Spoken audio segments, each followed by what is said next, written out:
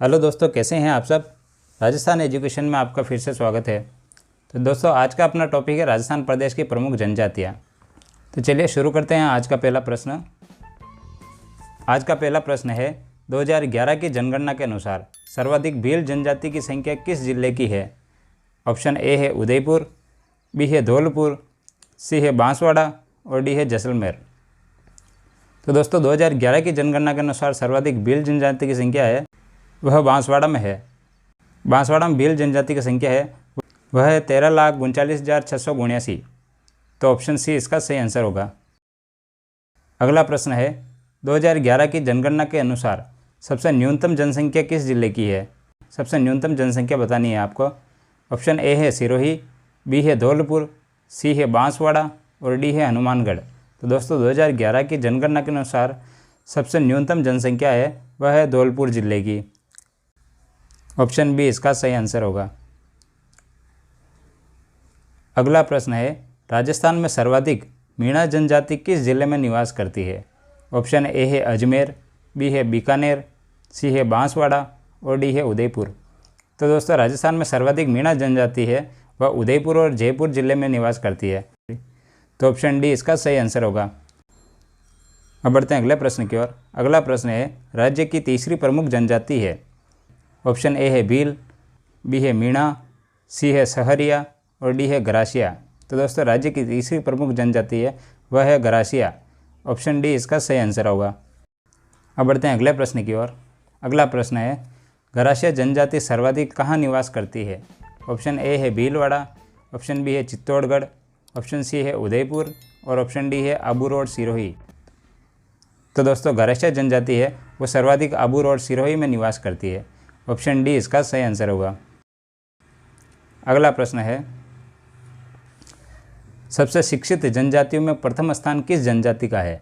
Option A है Bhil, B है मीणा, सी है सहरिया और डी है गरासिया। तो दोस्तों, सबसे शिक्षित जनजातियों में प्रथम स्थान है वह है मीणा जनजाति का। ऑप्शन बी इसका सही आंसर होगा। अब बढ़ते हैं अगले प्रश्न की ओर। अगला प्रश्न है, सुबटिया लोकगीत का संबंध किस जनजाति की स्त्री से है। ऑप्शन ए है भील स्त्री से, बी है मीणा स्त्री से, सी है सहरिया स्त्री से और डी है गरासिया स्त्री से। तो दोस्तों, सुबटिया लोकगीत का संबंध है वह भील स्त्री से है। ऑप्शन ए इसका सही आंसर होगा। अगला प्रश्न है, टोड के अनुसार गरासिया जनजाति की उत्पत्ति किस शब्द से हुई। ऑप्शन ए है व्हील शब्द, ऑप्शन बी है मीन शब्द, ऑप्शन सी है गवास शब्द और ऑप्शन डी है कोई नहीं। तो दोस्तों, टोड के अनुसार गरासिया जनजाति की उत्पत्ति है वह गवास शब्द से हुई है। ऑप्शन सी इसका सही आंसर होगा।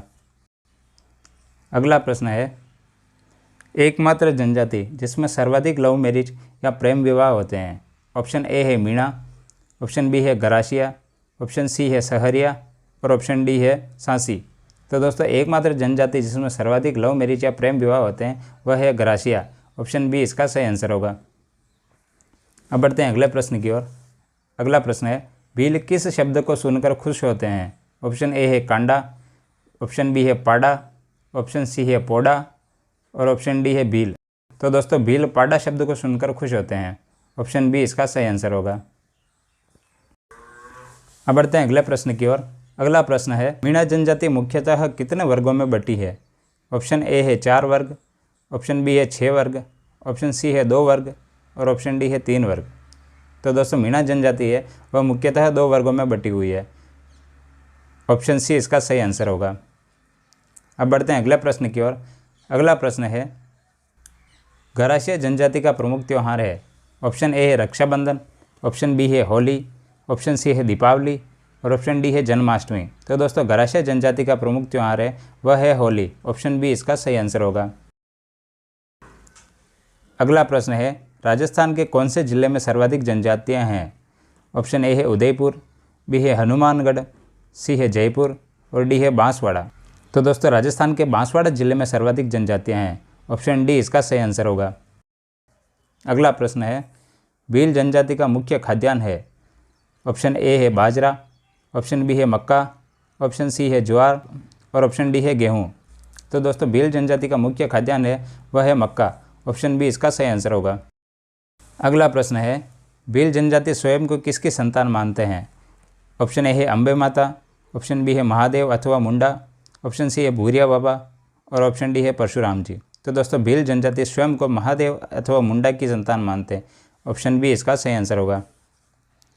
अब बढ़ते हैं अगले प्रश्न की ओर। अगला प्रश्न है सांसी जनजाति की कितनी उपजातियां हैं? ऑप्शन ए है 4, ऑप्शन बी है 2, ऑप्शन सी है 3 और ऑप्शन डी है 5।